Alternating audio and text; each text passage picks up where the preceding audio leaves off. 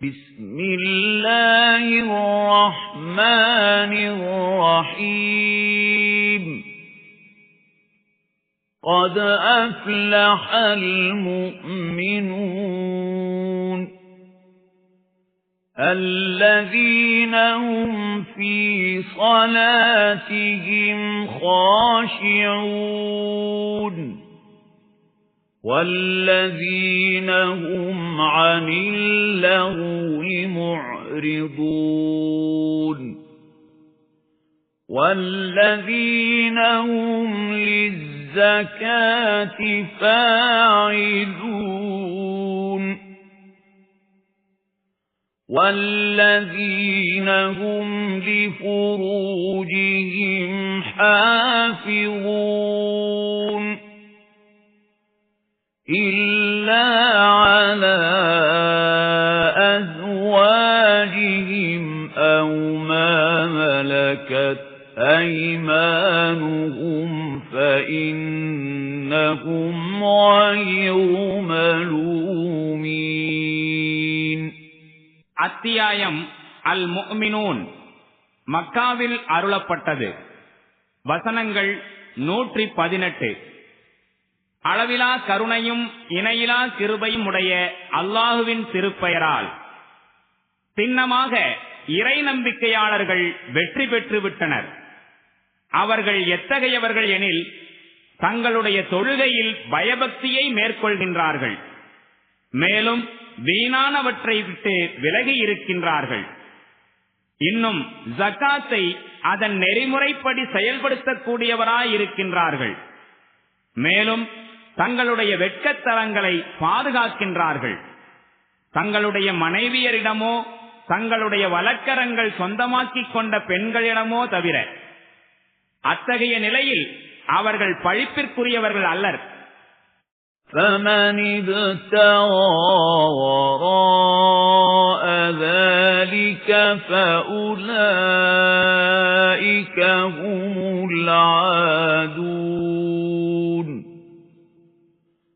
وَالَّذِينَ هُمْ لِأَمَانَاتِهِمْ وَعَهْدِهِمْ رَاعُونَ وَالَّذِينَ هُمْ عَلَى صَلَوَاتِهِمْ يُحَافِظُونَ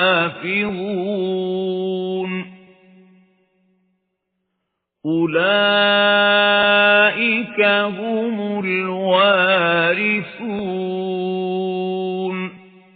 الَّذِينَ يَرِثُونَ الْفِرْدَوْسَ هُمْ فِيهَا خَالِدُونَ. ஆயினும் எவர்கள் இதற்கப்பாலும் ஆசைப்படுகின்றார்களோ அவர்களே வரம்பு மீறக்கூடியவர்களாவர். இன்னும் அவர்கள் தங்களிடம் ஒப்படைக்கப்பட்ட அமானிதங்களையும் தாங்கள் கொடுத்த வாக்குறுதிகளையும் பேணி காக்கக்கூடியவராயிருக்கின்றார்கள். மேலும் தங்களுடைய தொழுகைகளையும் பேணுபவராயிருக்கின்றார்கள். இவர்கள்தாம் ஃபிர்தௌஸ் எனும் சொர்க்கத்தை பெறும் வாரிசுகளாவர். இன்னும் அங்கு என்றென்றும் தங்கி வாழ்வார்கள்.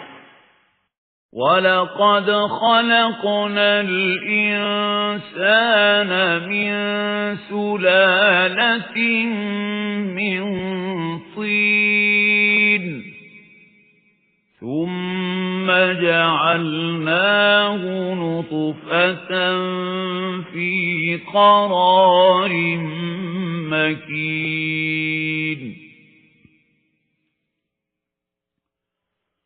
ثُمَّ خَلَقْنَا النُّطْفَةَ عَلَقَةً فَخَلَقْنَا الْعَلَقَةَ مُضْغَةً فَخَلَقْنَا الْمُضْغَةَ عِظَامًا فَكَسَوْنَا الْعِظَامَ لَحْمًا ثُمَّ أَنشَأْنَاهُ خَلْقًا آخر فَتَبَارَكَ اللَّهُ أَحْسَنُ الْخَالِقِينَ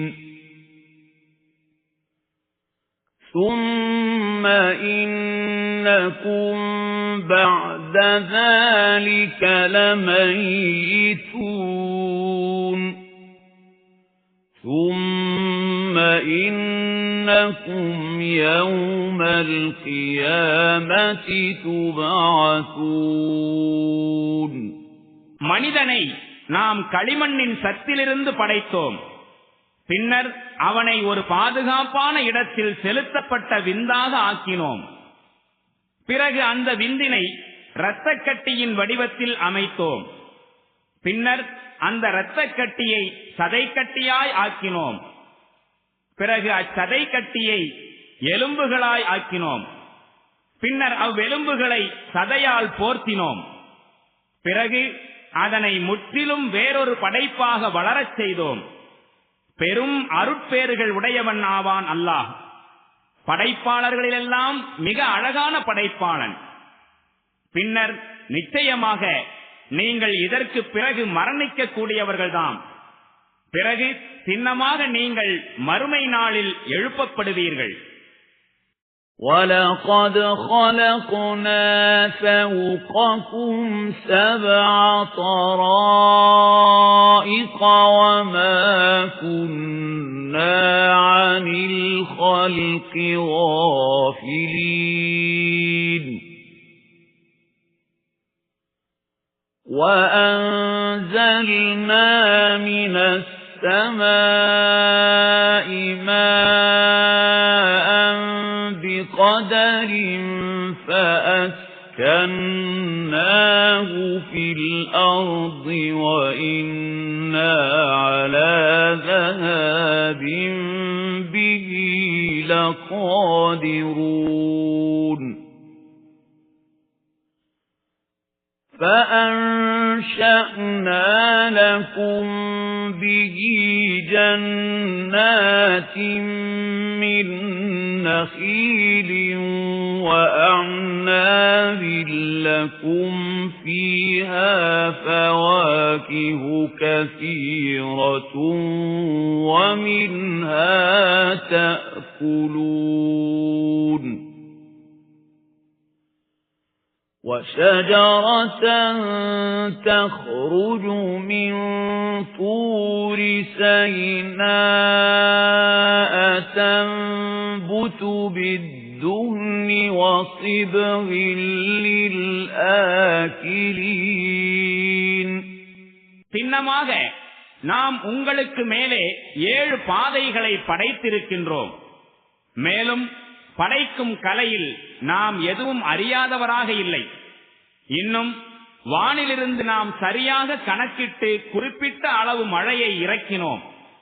பின்னர் அதனை பூமியில் தேக்கி வைத்தோம். நாம் விரும்புகின்றபடி அதனை இல்லாமல் ஆக்கிடவும் ஆற்றலுடையோம். மேலும் அதன் மூலம் பேரீச்சை மற்றும் திராட்சை தோட்டங்களை உங்களுக்காக நாம் உருவாக்கினோம். இத்தோட்டங்களில் சுவை மிகுந்த ஏராளமான கனிகள் உங்களுக்கு இருக்கின்றன. இன்னும் அவற்றிலிருந்து நீங்கள் உணவை பெற்றுக் கொள்கின்றீர்கள். மேலும் தூர் சைனாவில் வளர்கின்ற மரத்தையும் நாம் படைத்தோம். எண்ணெயுடனும் மற்றும் உண்ணுகின்றவர்களுக்கு குழம்புடனும் அது முளைக்கின்றது. وَإِنَّ لَكُمْ فِي الْأَنْعَامِ لَعِبْرَةً نُسْقِيكُم مِّمَّا فِي بُطُونِهَا وَلَكُمْ فِيهَا مَنَافِعُ كَثِيرَةٌ وَمِنْهَا تَأْكُلُونَ وَعَلَيْهَا وَعَلَى الْفُلْكِ تُحْمَلُونَ சின்னமாக கால்நடைகளிலும் உங்களுக்கு ஒரு படிப்பினை இருக்கிறது. அவற்றின் வயிற்றுக்குள் இருப்பவற்றிலிருந்து ஒரு பொருளை, பாலை உங்களுக்கு நாம் புகட்டுகின்றோம். மேலும் அவற்றில் ஏராளமான பயன்களும் உங்களுக்கு இருக்கின்றன. நீங்கள் அவற்றை உண்ணவும் செய்கின்றீர்கள். அவற்றின் மீதும் கப்பல்கள் மீதும் நீங்கள் ஏற்றிச் செல்லப்படுகின்றீர்கள். وَلَقَدْ أَرْسَلْنَا نُوحًا إِلَى قَوْمِهِ فَقَالَ يَا قَوْمِ اعْبُدُوا اللَّهَ مَا لَكُمْ مِنْ إِلَٰهٍ غَيْرُهُ أَفَلَا تَتَّقُونَ فَقَالَ الْمَلَأُ الَّذِينَ كَفَرُوا مِنْ قَوْمِهِ مَا هَذَا إِلَّا بَشَرٌ مِثْلُكُمْ يُرِيدُ أَنْ يَتَفَضَّلَ عَلَيْكُمْ وَلَوْ شَاءَ اللَّهُ لَأَنزَلَ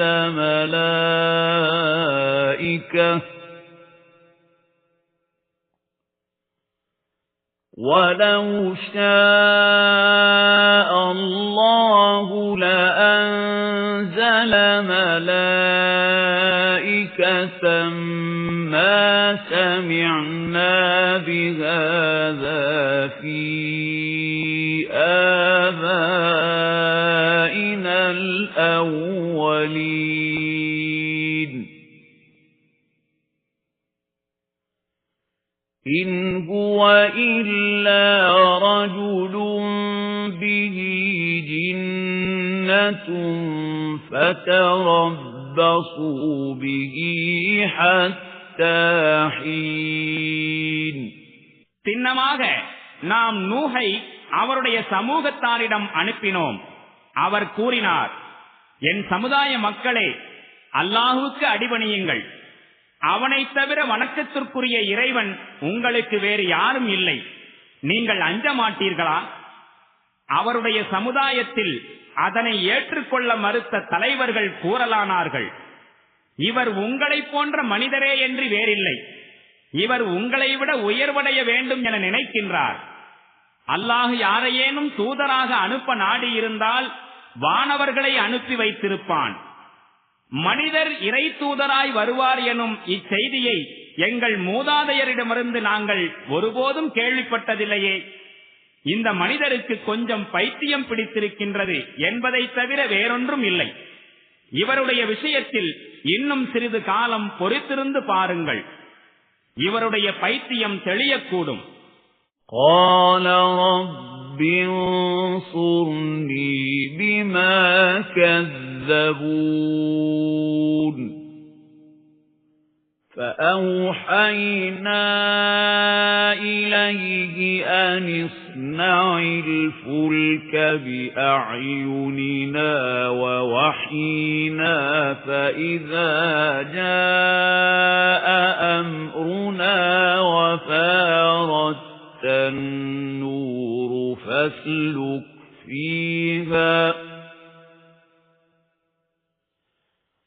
فَاسْلُكْ فيها من كل زوجين اثنين وأهلك إلا من سبق عليه القول منهم ولا تخاطبني في الذين ظلموا إنهم مغرقون. அதற்கு நூஹ், என் இறைவனே, அவர்கள் என்னை பொய்யனென்று கூறிவிட்டதனால் இனி நீயே எனக்கு உதவி செய்வாயாக என்று இறைஞ்சினார். நாம் அவருக்கு வஹி அறிவித்தோம்.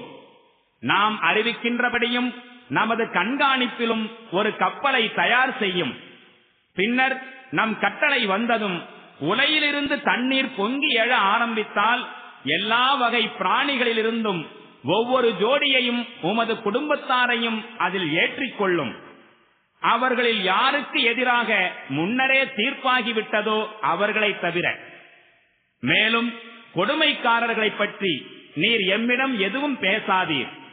இதோ இவர்கள் மூழ்கடிக்கப்படவிருக்கின்றார்கள். فَإِذَا اسْتَوَيْتَ أَنْتَ وَمَن مَّعَكَ عَلَى الْفُلْكِ فَقُلِ الْحَمْدُ لِلَّهِ الَّذِي نَجَّانَا مِنَ الْقَوْمِ الظَّالِمِينَ وَقُلْ رَبِّ أَنزِلْنِي مُنزَلًا مُبَارَكًا وَأَنْتَ خَيْرُ الْمُنزِلِينَ நீரும் உம்முடன் இருப்பவர்களும் கப்பலில் ஏறிக்கொண்டதும் கூறுவீர்களாக, கொடுமை புரியும் மக்களிடமிருந்து எங்களை விடுவித்த அல்லாஹ்வுக்கே அனைத்து நன்றியும். மேலும் கூறுவீராக, என் இறைவனே, அருள்வளம் கொண்டதோர் இடத்தில் என்னை இறக்குவாயாக. நீ மிகச்சிறந்த இடத்தை நல்கக்கூடியவன். إِنَّ فِي ذَلِكَ لَآيَاتٍ وَإِن كُنَّا لَمُبْتَلِينَ சின்னமாக இவ்வரலாற்றில் பெரும் சான்றுகள் உள்ளன. சின்னமாக நாம் சோதனை செய்து கொண்டுதான் இருக்கின்றோம். ثُمَّ أَنشَأْنَا مِن بَعْدِهِمْ قَرْنًا آخَرِينَ فَأَرْسَلْنَا فِيهِمْ رَسُولًا مِّنْهُمْ أَنِ اعْبُدُوا اللَّهَ مَا لَكُمْ مِنْ إِلَٰهٍ غَيْرُهُ أَفَلَا تَتَّقُونَ அவர்களுக்கு பிறகு நாம் வேறொரு காலகட்டத்து சமூகத்தினரை தோற்றுவித்தோம். பிறகு அவர்களிலிருந்தே ஒரு தூதரை அவர்களிடம் நாம் அனுப்பினோம்.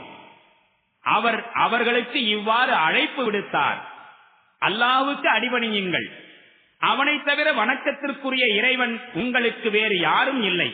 நீங்கள் அஞ்சுவதில்லையா என்ன?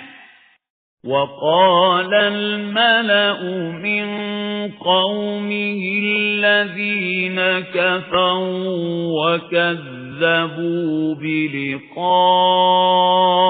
الْآخِرَةِ وَأَتْرَفْنَاهُمْ فِي الْحَيَاةِ الدُّنْيَا مَا هَذَا إِلَّا بَشَرٌ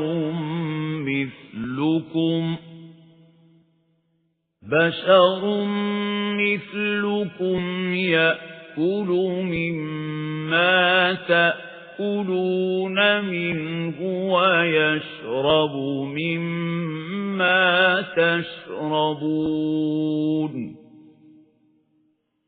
وَلَئِنْ أَطَعْتُمْ بَشَرًا مِثْلَكُمْ إِنَّكُمْ إِذًا لَخَاسِرُونَ أَيَعِدُكُمْ أَنَّكُمْ إِذَا مِتُّمْ وَكُنْتُمْ تُرَابًا وَعِظَامًا أَنَّكُمْ مُخْرَجُونَ هَيْهَاتَ هَيْهَاتَ لِمَا تُوعَدُونَ إِنْ هِيَ إِلَّا حَيَاتُنَا الدُّنْيَا نَمُوتُ وَنَحْيَا وَمَا نَحْنُ بِمَبْعُوثِينَ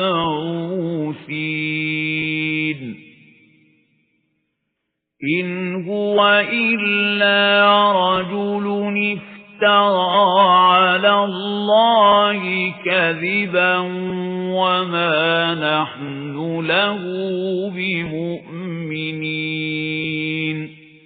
மேலும் அவருடைய சமூகத்தில் எந்த தலைவர்கள் ஏற்றுக்கொள்ள மறுத்தார்களோ, இன்னும் இறுதி நாளின் சந்திப்பை பொய்யென்று வாதாடினார்களோ, மேலும் இவ்வுலகில் ஆடம்பரமான வாழ்க்கையை எவர்களுக்கு நாம் வழங்கி இருந்தோமோ அந்த தலைவர்கள் கூறலானார்கள்: இவர் உங்களைப் போன்ற மனிதரே என்று வேறில்லை.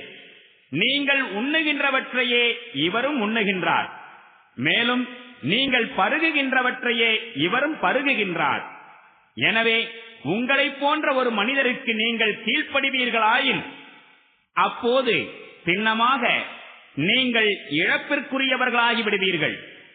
நீங்கள் இறந்து மண்ணாகவும் எலும்புகளாகவும் ஆகிவிட்ட பிறகு நீங்கள் மண்ணறைகளிலிருந்து வெளியாக்கப்படுவீர்கள் என்று இவர் உங்களிடம் எச்சரிக்கின்றாரா? உங்களிடம் விடுக்கப்படும் இந்த எச்சரிக்கை சாத்தியமற்றது, முற்றிலும் சாத்தியமற்றது. நம்முடைய இந்த உலக வாழ்க்கையை தவிர வேறொரு வாழ்க்கை இல்லை. நாம் இறக்கப் போவதும் உயிர் வாழ்வதும் இங்குதான். நாம் ஒருபோதும் எழுப்பப்பட மாட்டோம். அல்லாஹ்வின் பேரில் பொய்யை புனைந்துரைத்துக் கொண்டிருக்கும் மனிதரே இவர். நாம் ஒருபோதும் இவரை நம்ப மாட்டோம். قال رب انصرني بما كذبون قال عما قليل ليصبحن نادمين فأخذتهم الصيحة بالحق فجعلناهم غثاء فبعدا للقوم الظالمين. அதற்கு அந்த தூதர் இறைஞ்சினார், என் இறைவனே, இவர்கள் என்னை பொய்யன் என்று தூற்றிவிட்ட காரணத்தால் நீயே எனக்கு உதவி புரிந்திடுவாய். அதற்கு இறைவன், நெருங்கிவிட்டது, இவர்கள் தாங்கள் செய்தவற்றை குறித்து வருந்தப் போகின்ற காலம் என பதில் அளித்தான். இறுதியில் முற்றிலும் நியாயத்திற்கேற்பவே ஓர் உரத்த ஓசை அவர்களை பிடித்துக் கொண்டது. அவர்களை நாம் குப்பை கூளங்களாக்கி எரிந்து விட்டோம். தொலைந்து போகட்டும் கொடுமை புரிந்த சமூகத்தார். ثُمَّ أَنشَأْنَا مِن بَعْدِهِمْ قُرُونًا آخَرِينَ مَا تَسْبِقُ مِنْ أُمَّةٍ أَجَلَهَا وَمَا يَسْتَأْخِرُونَ ثُمَّ أَرْسَلْنَا رُسُلَنَا تَتْرَى كُلَّمَا جَاءَ أُمَّةً رَسُولُهَا كَذَّبُوهُ فَأَتْبَعْنَا بَعْضَهُمْ بَعْضًا وَجَعَلْنَاهُمْ أَحَادِيثَ فَبُعْدًا لِقَوْمٍ لَا يُؤْمِنُونَ. பின்னர் வேறு பல சமூகங்களை அவர்களுக்கு பிறகு நாம் தோற்றுவித்தோம். எந்த சமூகமும் தன்னுடைய தவணை வருமுன் அழிந்து போவதும் இல்லை, அதற்கு பிறகு வாழ்வதும் இல்லை. பிறகு நாம் தொடர்ந்து நம் தூதர்களை அனுப்பிக் கொண்டிருந்தோம். எந்த ஒரு சமூகத்திலும் அதனுடைய தூதர் அதனிடம் வந்தபோது அந்த சமூகத்தினர் அவரை பொய்யரென்றே தூற்றினர். நாமும் அந்த சமூகங்களை ஒன்றன் பின் ஒன்றாக அழித்துக் கொண்டே வந்தோம். இறுதியில் அவர்களை நாம் வெறும் கதைகளாய் ஆக்கிவிட்டோம். சாபம் உண்டாகட்டும் நம்பிக்கை கொள்ளாதவர்கள் மீது. ثُمَّ أَرْسَلْنَا مُوسَى وَأَخَاهُ هَارُونَ بِآيَاتِنَا وَسُلْطَانٍ مُبِينٍ إِلَى فِرْعَوْنَ وَمَلَئِهِ فَاسْتَكْبَرُوا وَكَانُوا قَوْمًا عَالِينَ فَقَالُوا أَنُؤْمِنُ لِبَشَرَيْنِ مِثْلِنَا وَقَوْمُهُمَا لَنَا عَابِدُونَ فَكَذَّبُوهُمَا فَكَانُوا مِنَ الْمُهْلَكِينَ وَلَقَدْ آتَيْنَا مُوسَى الْكِتَابَ لَعَلَّهُمْ يَهْتَدُونَ. பிறகு நாம் மூசாவையும் அவருடைய சகோதரர் ஹாரூனையும் நம் சான்றுகள் மற்றும் தெளிவான ஆதாரத்துடன் ஃபிரௌனிடமும் அவனுடைய அரசவை பிரமுகர்களிடமும் அனுப்பினோம். ஆனால் அவர்கள் பெரும் செருக்குடன் நடந்து கொண்டனர். மேலும் ஆணவம் கொண்ட மக்களாகவும் இருந்தனர். எங்களைப் போன்ற இரு மனிதர்கள் மீது நாங்கள் நம்பிக்கை கொள்ள வேண்டுமா? அவர்களின் சமூகத்தினர் எங்களுக்கு அடிமைகளாயிற்றே என்று கூறலானார்கள். ஆக அவர்கள் அவ்விருவரையும் பொய்யர்கள் என்றனர். எனவே அழிக்கப்பட்டவர்களில் இவர்களும் சேர்க்கப்பட்டனர். மேலும் மூசாவுக்கு நாம் வேதம் வழங்கினோம், மக்கள் அதன் மூலம் நேர்வழி அடைய வேண்டும் என்பதற்காக. وَجَعَلْنَا ابْنَ مَرْيَمَ وَأُمَّهُ آيَةً وَآوَيْنَاهُمَا إِلَى رَبْوَةٍ ذَاتِ قَرَارٍ وَمَعِينٍ. மேலும் நாம் மரியத்தின் குமாரரையும் அவருடைய அன்னையையும் ஒரு சான்றாக ஆக்கினோம். அமைதியான நீரூற்று ஓடிக்கொண்டிருக்கக்கூடிய ஓர் உயரமான இடத்தில் அவ்விருவருக்கும் நாம் தஞ்சம் அளித்தோம். يا أيها الرسل كلوا من الطيبات واعملوا صالحا إني بما تعملون عليم. وإن هذه أمتكم أمة واحدة وأنا ربكم فاتقون. தூதர்களே, உண்ணுங்கள் தூய்மையானவற்றை, செய்யுங்கள் நன்மைகளை. நீங்கள் செய்யும் அனைத்தையும் நான் நன்கு அறியக்கூடியவனாக இருக்கின்றேன். மேலும் உங்களுடைய இந்த சமுதாயம் சின்னமாக ஒரே சமுதாயமாகும். மேலும் நான் உங்கள் அதிபதியாவேன். எனவே எனக்கே அஞ்சுங்கள். فَتَقَطَّعُوا أَمْرَهُم بَيْنَهُمْ زُبُرًا كُلُّ حِزْبٍ بِمَا لَدَيْهِمْ فَرِحُونَ فَذَرْهُمْ فِي غَمْرَتِهِمْ حَتَّى حِينٍ. ஆயினும் பிற்காலத்தில் மக்கள் தங்களுடைய தீனை, நெறியை தங்களுக்கிடையே துண்டு துண்டாக்கிக் கொண்டார்கள். ஒவ்வொரு பிரிவினரும் தம்மிடம் எது இருக்கின்றதோ அதை கொண்டு மகிழ்ச்சி அடைகின்றார்கள். சரி, அவர்களை விட்டு விடுவீராக. ஒரு குறிப்பிட்ட காலம் வரை தம் அலட்சிய போக்கில் அவர்கள் மூழ்கி கிடக்கட்டும். أَيَحْسَبُونَ أَنَّمَا نُمِدُّهُم بِهِ مِن مَّالٍ وَبَنِينَ نُسَارِعُ لَهُمْ فِي الْخَيْرَاتِ بَل لَّا يَشْعُرُونَ. إِنَّ الَّذِينَ هُم مِّنْ خَشْيَةِ رَبِّهِم مُشْفِقُونَ وَالَّذِينَ هُم بِآيَاتِ رَبِّهِمْ يُؤْمِنُونَ وَالَّذِينَ هُم بِرَبِّهِمْ لَا يُشْرِكُونَ وَالَّذِينَ يُؤْتُونَ مَا آتَوا وَقُلُوبُهُمْ وَجِلَةٌ أَنَّهُمْ إِلَى رَبِّهِمْ راجعون.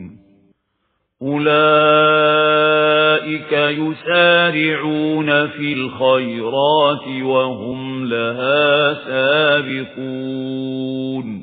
நாம் அவர்களுக்கு பொருளையும் மக்களையும் அழித்து உதவி புரிந்து கொண்டிருக்கின்றோமெனில் நாம் அவர்களுக்கு நன்மைகளை வழங்குவதில் அதிவேகமாயிருக்கின்றோம் என்று அவர்கள் கருதுகின்றார்களா? இல்லை, உண்மை நிலவரத்தை அவர்கள் அறிவதில்லை.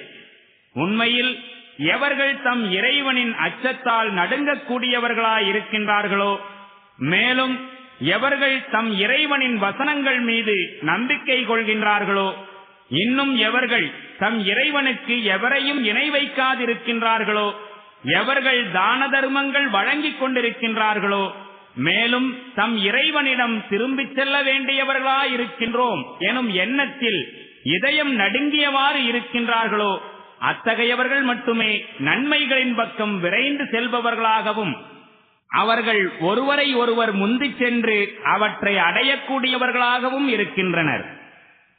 وَلَا نُكَلِّفُ نَفْسًا إِلَّا وُسْعَهَا وَلَدَيْنَا كِتَابٌ يَنطِقُ بِالْحَقِّ وَهُمْ لَا يُظْلَمُونَ بَلْ قُلُوبُهُمْ فِي غَمْرَةٍ مِّنْ هَذَا وَلَهُمْ أَعْمَالٌ مِّن دُونِ ذَلِكَ هُمْ لَهَا عَامِلُونَ حَتَّى إِذَا أَخَذْنَا مُتْرَفِيهِم بِالْعَذَابِ إِذَا هُمْ يَجْأَرُونَ لَا تَجْأَرُوا الْيَوْمَ إِنَّكُمْ مِنَّا لَا تُنصَرُونَ நாம் எந்த மனிதனுக்கும் அவனது சக்திக்கு அதிகமாக சிரமம் அளிப்பதில்லை. ஒவ்வொருவரின் நிலையையும் மிகச்சரியாக எடுத்துரைக்கக்கூடிய ஓர் ஏடு நம்மிடம் இருக்கிறது. ஆகையால் மக்கள் அநீதி இழைக்கப்பட மாட்டார்கள். ஆயினும் இம்மக்கள் இதனை பற்றி அறியாமல் இருக்கின்றார்கள். மேலும் அவர்களுடைய செயல்களும் மேலே கூறப்பட்ட அந்த வழிமுறைக்கு மாறுபட்டிருக்கின்றன. அவர்கள் இத்தகைய செயல்களை செய்து கொண்டே இருப்பார்கள். இறுதியில் அவர்களின் சுகபோகங்களிலேயே மூழ்கி கிடப்பவர்களை வேதனையை கொண்டு நாம் பிடித்துக் கொள்ளும் போது அவர்கள் ஓலமிட்டு அலறத் தொடங்குவார்கள். இன்று நீங்கள் எதை பற்றியும் முறையிடவோ புலம்பவோ வேண்டாம். நிச்சயம் எம்மிடமிருந்து எந்த உதவியையும் பெறமாட்டீர்கள். قَدْ كَانَتْ آيَاتِي تُتْلَى عَلَيْكُمْ فَكُنْتُمْ عَلَى أَعْقَابِكُمْ تَنكِصُونَ مُسْتَكْبِرِينَ بِهِ سَامِرًا تَهْجُرُونَ என் வசனங்கள் உங்களிடம் ஓதி காட்டப்பட்டு வந்தன. அப்போது தூதரின் குரலை கேட்டதும் பின்னோக்கி ஓடினீர்கள். இருமாப்பு கொண்டவர்களாய் அவரை அலட்சியம் செய்து கொண்டும் தங்கள் அவைகளில் அவரை பழித்துரைத்துக் கொண்டும் பொல்லாங்கு கூறிக்கொண்டும் இருந்தீர்கள். أَفَلَمْ يَدَّبَّرُوا الْقَوْلَ أَمْ جَاءَهُم مَّا لَمْ يَأْتِ آبَاءَهُمُ الْأَوَّلِينَ أَمْ لَمْ يَعْرِفُوا رَسُولَهُمْ فَهُمْ لَهُ مُنكِرُونَ أَمْ يَقُولُونَ بِهِ جِنَّةٌ بَلْ جَاءَهُم بِالْحَقِّ وَأَكْثَرُهُمْ لِلْحَقِّ كَارِهُونَ وَلَوِ اتَّبَعَ الْحَقُّ أَهْوَاءَهُمْ لَفَسَدَتِ السَّمَاوَاتُ وَالْأَرْضُ وَمَن فِيهِنَّ بَلْ أَتَيْنَاهُم بِذِكْرِهِمْ فَهُمْ عَن ذِكْرِهِمْ مُعْرِضُونَ என்ன இவர்கள் இந்த இறைவாக்கை சிந்திக்கவில்லையா? அல்லது இவர்களின் பண்டைக்கால மூதாதையர்களிடம் ஒருபோதும் வந்திராத ஏதேனும் கருத்தையா இவர்களிடம் இது சமர்ப்பிக்கின்றது? அல்லது தங்களின் இந்த தூதரை இவர்கள் ஒருபோதும் அறிந்திருக்கவில்லையா? அப்படி அறியாது இருந்த காரணத்தாலா அவரை புறக்கணிக்கின்றார்கள்? அல்லது அவருக்கு பைத்தியம் பிடித்துள்ளது என்று கூறுகின்றார்களா? இல்லை, மாறாக அவர்களிடம் அவர் சத்தியத்தை கொண்டு வந்திருக்கின்றார். சத்தியத்தை விரும்பாதவர்களாகவே அவர்களில் பெரும்பாலோர் இருக்கின்றனர். மேலும் சத்தியம் அவர்களின் மன இச்சைகளை பின்பற்றி செல்லுமாயின் வானங்கள், பூமி மற்றும் அவற்றில் வாழும் அனைத்தின் ஒழுங்கமைப்பும் சீர்குலைந்து போயிருக்கும். இல்லை, மாறாக அவர்களுக்கே உரிய நல்லுரையை அவர்களிடம் நாம் கொண்டு வந்திருக்கின்றோம். அவர்களோ தங்களுக்கே உரிய நல்லுரையை புறக்கணித்துக் கொண்டிருக்கின்றார்கள். أَمْ تَسْأَلُهُمْ خَرْجًا فَخَرَاجُ رَبِّكَ خَيْرٌ وَهُوَ خَيْرُ الرَّازِقِينَ وَإِنَّكَ لَتَدْعُوهُمْ إِلَى صِرَاطٍ مُسْتَقِيمٍ وَإِنَّ الَّذِينَ لَا يُؤْمِنُونَ بِالْآخِرَةِ عَنِ الصِّرَاطِ لَنَاكِبُونَ அல்லது நீர் அவர்களிடம் ஏதேனும் கூலி கேட்கின்றீரா என்ன? உமக்கு இறைவன் வழங்கியதே மிகச் சிறந்ததாகும். மேலும் வாழ்வாதாரம் வழங்குபவர்களிலெல்லாம் அவன் மிகச் சிறந்தவனாவான். சின்னமாக நீர் அவர்களை நேரிய வழியில் அழைத்துக் கொண்டிருக்கின்றீர். ஆயினும் மறுமையை நம்பாதவர்கள் நேரிய வழியை விட்டு விலகிச் செல்ல விரும்புகின்றார்கள். وَلَوْ رَحِمْنَاهُمْ وَكَشَفْنَا مَا بِهِمْ مِنْ ضُرٍّ لَلَجُّوا فِي طُغْيَانِهِمْ يَعْمَهُونَ وَلَقَدْ أَخَذْنَاهُمْ بِالْعَذَابِ فَمَا اسْتَكَانُوا لِرَبِّهِمْ وَمَا يَتَضَرَّعُونَ حَتَّى إِذَا فَتَحْنَا عَلَيْهِمْ بَابًا ذَا عَذَابٍ شَدِيدٍ إِذَا هُمْ فِيهِ مُبْلِسُونَ இவர்களுக்கு நாம் கருணை புரிவோமாயின், மேலும் இன்று இவர்களுக்கு நேர்ந்துள்ள துன்பத்தை நாம் அகற்றி விடுவோமாயின், அவர்கள் தங்களுடைய வரம்பு மீறிய நடத்தையில் முற்றிலும் மூழ்கி விடுவார்கள். இவர்களின் நிலைமை எப்படிப்பட்டதெனில், நாம் இவர்களை துன்பத்திற்குள்ளாக்கினோம். அவ்வாறிருந்தும் அவர்கள் தம் இறைவனின் திருமுன் சிரம் சாய்க்கவோ பணிவை மேற்கொள்ளவோ இல்லை. இறுதியில் நாம் அவர்கள் மீது கடும் வேதனையின் வாயிலை திறந்து விட்டாலோ உடனே அவர்கள் எல்லா விதமான நன்மைகளை விட்டும் நிராசை அடைந்து விடுவர் என்பதை நீர் காண்பீர். وَهُوَ الَّذِي أَنشَأَ لَكُمُ السَّمْعَ وَالْأَبْصَارَ وَالْأَفْئِدَةَ قَلِيلًا مَا تَشْكُرُونَ وَهُوَ الَّذِي ذَرَأَكُمْ فِي الْأَرْضِ وَإِلَيْهِ تُحْشَرُونَ وَهُوَ الَّذِي يُحْيِي وَيُمِيتُ وَلَهُ اخْتِلَافُ اللَّيْلِ وَالنَّهَارِ أَفَلَا تَعْقِلُونَ بَلْ قَالُوا مِثْلَ مَا قَالَ الْأَوَّلُونَ قَالُوا أَإِذَا مِتْنَا وَكُنَّا تُرَابًا وَعِظَامًا أَإِنَّا لَمَبْعُوثُونَ لَقَدْ وُعِدْنَا نَحْنُ وَآبَاؤُنَا هَذَا مِنْ قَبْلُ إِنْ هَذَا إِلَّا أَسَاطِيرُ الْأَوَّلِينَ அந்த அல்லாஹ் தானே உங்களுக்கு கேட்பதற்கும் பார்ப்பதற்கும் வேண்டிய ஆற்றல்களையும் சிந்திப்பதற்கு இதயத்தையும் வழங்கி இருக்கின்றான். ஆயினும் மிக குறைவாகவே நீங்கள் நன்றி செலுத்துகின்றீர்கள். மேலும் அவன்தான் உங்களை பூமியில் பரவச் செய்தான்.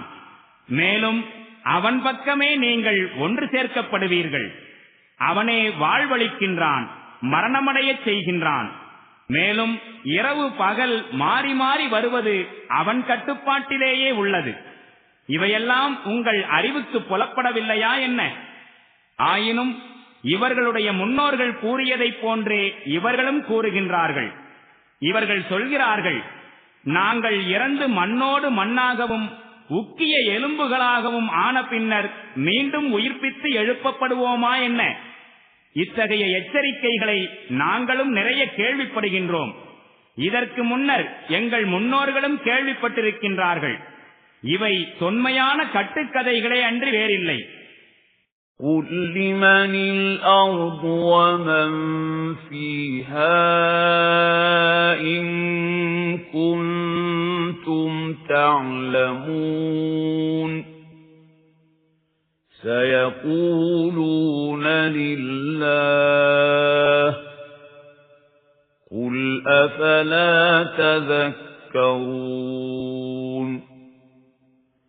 قُلْ مَنْ رَبُّ السَّمَاوَاتِ السَّبْعِ وَرَبُّ الْعَرْشِ الْعَظِيمِ سَيَقُولُونَ لِلَّهِ قُلْ أَفَلَا تَتَّقُونَ இவர்களிடம் கேளுங்கள், நீங்கள் அறிந்திருந்தால் பூமியும் இதிலுள்ள அனைவரும் யாருக்குரியவர்கள் என்பதை கூறுங்கள்.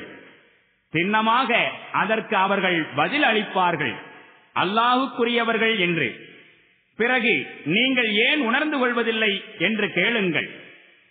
7 வானங்களின் உரிமையாளனும் மகத்துவமிக்க அரிசின் உரிமையாளனும் யார் என்று இவர்களிடம் வினவுங்கள். இவர்கள் சின்னமாக பதில் கூறுவார்கள், அல்லாஹுதான் என்று. கேளுங்கள், பிறகு ஏன் நீங்கள் அஞ்சுவதில்லை? قُلْ مَنْ بِيَدِهِ مَلَكُوتُ كُلِّ شَيْءٍ وَهُوَ يُجِيرُ وَلَا يُجَارُ عَلَيْهِ إِن كُنتُمْ تَعْلَمُونَ سَيَقُولُونَ لِلَّهِ قُلْ فَأَنَّى تُسْحَرُونَ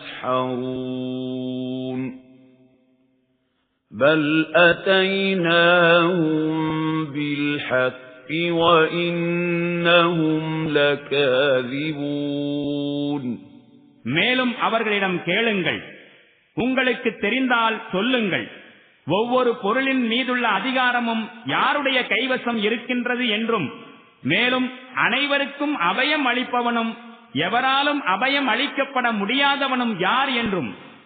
சின்னமாக அவர்கள் கூறுவார்கள், இவை அல்லாஹுக்கே உரியனவாகும். பிறகு கேளுங்கள், எங்கிருந்து நீங்கள் ஏமாற்றப்படுகின்றீர்கள்? சரியாக சொல்வதானால் சத்தியத்தையே நாம் இவர்கள் முன் கொண்டு வந்துள்ளோம். ஆயினும் இவர்கள் பொய்யர்கள் என்பதில் எந்த ஐயமும் இல்லை. مَا اتَّخَذَ اللَّهُ مِنْ وَلَدٍ وَمَا كَانَ مَعَهُ مِنْ إِلَٰهٍ إِذًا لَّذَهَبَ كُلُّ إِلَٰهٍ بِمَا خَلَقَ وَلَعَلَا بَعْضُهُمْ عَلَى بَعْضٍ سُبْحَانَ اللَّهِ عَمَّا يَصِفُونَ عَالِمِ الْغَيْبِ وَالشَّهَادَةِ فَتَعَالَى عَمَّا يُشْرِكُونَ அல்லாஹ் யாரையும் தன் பிள்ளைகளாய் எடுத்துக் கொள்ளவில்லை.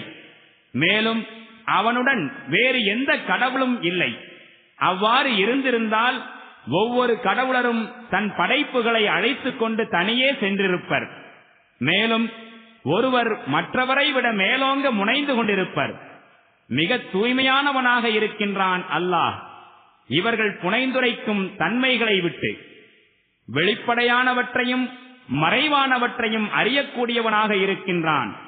அவர்களுடைய இணை வைப்பிலிருந்து அல்லாஹ் மிக மேலானவன். قُل رَّبِّ إِمَّا تُرِيَنِّي مَا يُوعَدُونَ رَبِّ فَلَا تَجْعَلْنِي فِي الْقَوْمِ الظَّالِمِينَ وَإِنَّا عَلَى أَن نُّرِيَكَ مَا نَعِدُهُمْ لَقَادِرُونَ நபியே, இறைஞ்சுவீராக. என் இறைவனே, எந்த ஒரு வேதனையை பற்றி இவர்களுக்கு எச்சரிக்கை செய்யப்படுகின்றதோ அதனை நான் வாழ்ந்து கொண்டிருக்கும் போதே நீ நிகழச் செய்தால், என் இறைவா, கொடுமை இழைக்கும் இந்த சமூகத்தாருடன் என்னையும் சேர்த்து விடாதே. இவர்களுக்கு நாம் எச்சரிக்கை செய்து கொண்டிருக்கும் அந்த வேதனையை உமது கண்ணெதிரிலேயே கொண்டு வருவதற்கும் உண்மையில் நாம் முழு வலிமை பெற்றிருக்கின்றோம். ادفع بالتي هي أحسن السيئة نحن أعلم بما يصفون وقل رب أعوذ بك من همزات الشياطين وأعوذ بك رب أن يحضرون நபியே, எது மிக உன்னத வழிமுறையாய் உள்ளதோ அதன் மூலம் தீமையை தடுப்பீராக. அவர்கள் உம்மீது புனைந்து கூறுகின்றவற்றை நாம் நன்கறிவோம். மேலும் இறைஞ்சுவீராக. என் இறைவனே, நான் ஷைத்தான்களின் தூண்டுதல்களிலிருந்து உன்னிடம் பாதுகாப்பு கோருகின்றேன். மேலும் என் இறைவனே, அவர்கள் என்னருகில் வருவதிலிருந்து உன்னிடம் பாதுகாப்பு கோருகின்றேன். حتى إذا جاء أحدهم الموت قال رب ارجعون لعلي أعمل صالحا فيما تركت كلا إنها كلمة هو قائلها ومن ورائهم برزخ إلى يوم يبعثون فإذا نفخ في الصور فلا أنساب بينهم يومئذ ولا يتساءلون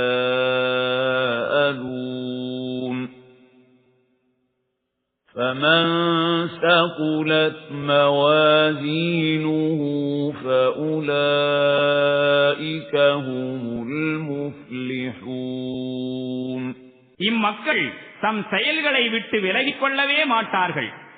இறுதியில் அவர்களில் எவருக்கேனும் மரணம் வந்து விடுமானால், என் இறைவனே, நான் விட்டு வந்துள்ள உலகுக்கு என்னை திரும்ப அனுப்புவாயாக, அங்கு நான் நற்செயல் புரிவேனே என்று கூறத் தொடங்குவான். அவ்வாறு ஒருபோதும் நடக்காது. இது அவன் பிதற்றிக் கொண்டிருக்கின்ற வெறும் வார்த்தைகள்தாம். இறந்து போகும் இவர்கள் அனைவருக்கும் பின்னால் பர்சஹ் திரையாக இருக்கின்றது. இவர்கள் மீண்டும் உயிர்த்தெழுப்பப்படும் நாள் வரையில். பிறகு சூரியனும் எக்காலம் ஊதப்பட்டதும் அவர்களிடையே எந்த உறவுகளும் அந்நாளில் இருக்காது. ஒருவருக்கொருவர் விசாரித்துக் கொள்ளவும் மாட்டார்கள். அவ்வேளை எவர்களுடைய நன்மையின் எடைத்தட்டுகள் கனத்திருக்குமோ அவர்களே வெற்றி பெறுவார்கள். وَمَنْ خَفَّتْ مَوَازِينُهُ فَأُولَئِكَ الَّذِينَ خَسِرُوا أَنفُسَهُمْ فِي جَهَنَّمَ خَالِدُونَ تَلْفَحُ وُجُوهَهُمُ النَّارُ وَهُمْ فِيهَا كَالِحُونَ أَلَمْ تَكُنْ آيَاتِي تُتْلَى عَلَيْكُمْ فَكُنْتُمْ بِهَا تُكَذِّبُونَ قَالُوا رَبَّنَا غَلَبَتْ عَلَيْنَا شِقْوَتُنَا وَكُنَّا قَوْمًا ضَالِّينَ எவர்களுடைய எடைத்தட்டுகள் லேசாக இருக்குமோ அவர்கள் தங்களை தாங்களே இழப்புக்கு ஆளாக்கிக் கொண்டவர்களாவர். அவர்கள் நரகத்தில் நிரந்தரமாயிருப்பார்கள். நெருப்பு அவர்களுடைய முகங்களின் தோலை நக்கி தின்றுவிடும். மேலும் அங்கே அவர்களின் தாடைகள் வெளிப்பட்டுவிடும். என்னுடைய வசனங்கள் உங்களுக்கு ஓதி காண்பிக்கப்பட்ட போது அவற்றை பொய்யென்று கூறிய மக்கள் நீங்கள் அல்லவா? அதற்கு அவர்கள் கூறுவர், எங்கள் இறைவனே, எங்களின் துர்பாக்கியம் எங்களை அமுக்கிவிட்டிருந்தது. உண்மையிலேயே நாங்கள் வழிதவறிய மக்களாகவே இருந்தோம். رَبَّنَا أَخْرِجْنَا مِنْهَا فَإِنْ عُدْنَا فَإِنَّا ظَالِمُونَ قَالَ اخْسَئُوا فِيهَا وَلَا تُكَلِّمُونِ إِنَّهُ كَانَ فَرِيقٌ مِّنْ عِبَادِي يَقُولُونَ رَبَّنَا آمَنَّا فَاغْفِرْ لَنَا وَارْحَمْنَا وَأَنْتَ خَيْرُ الرَّاحِمِينَ فَاتَّخَذْتُمُوهُمْ سِخْرِيًّا حَتَّى أَنسَوْكُمْ ذِكْرِي وَكُنْتُمْ مِنْهُمْ تَضْحَكُونَ إِنِّي جَزَيْتُهُمُ الْيَوْمَ بِمَا صَبَرُوا أَنَّهُمْ هُمُ الْفَائِزُونَ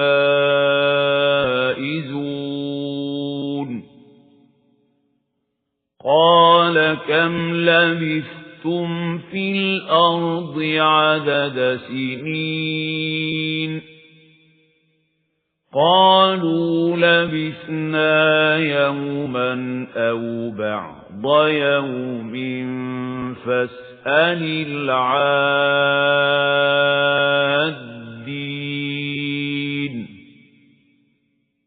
قَالَ إِن لَّبِثْتُمْ إِلَّا قَلِيلًا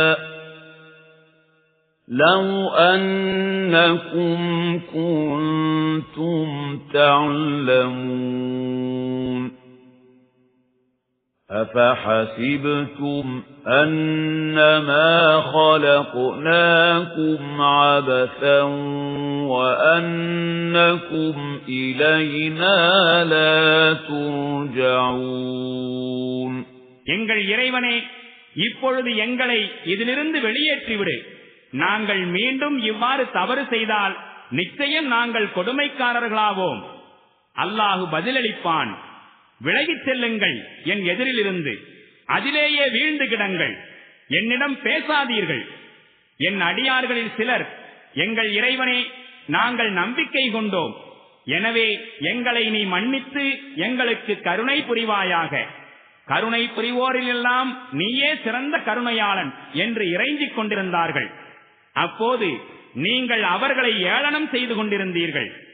எதுவரையெனில் அவர்கள் மீது நீங்கள் கொண்டிருக்கும் பகைமை நான் ஒருவன் இருக்கின்றேன் என்பதையே உங்களை மறக்கச் செய்துவிட்டது. மேலும் நீங்கள் அவர்களை குறித்து சிரித்துக் கொண்டிருந்தீர்கள். அவர்கள் சகித்துக் கொண்டதற்காக இன்று நான் இந்த கூலியை அளிக்கின்றேன். அதாவது அவர்களே வெற்றி பெற்றவர்கள். பிறகு அல்லாஹு அவர்களிடம், நீங்கள் பூமியில் எத்தனை ஆண்டுகள் வாழ்ந்தீர்கள் என்று கேட்பான். அதற்கு அவர்கள், ஒரு நாள் அல்லது ஒரு நாளின் கொஞ்ச நேரம் அங்கு நாங்கள் தங்கியிருந்தோம். கணக்கிடுவோரிடம் கேட்பாயாக என்று கூறுவார்கள். அல்லாஹ் கூறுவான், நீங்கள் சிறிது காலமே தங்கியிருந்தீர்கள். இதனை அப்போது நீங்கள் அறிந்திருந்தால் எத்தனை நன்றாயிருந்திருக்கும். நாம் உங்களை வீணாகவே படைத்துள்ளோம் என்றும் நம்மிடம் நீங்கள் திரும்ப கொண்டு வரப்படவே மாட்டீர்கள் என்றும் எண்ணிக்கொண்டிருந்தீர்களா என்ன?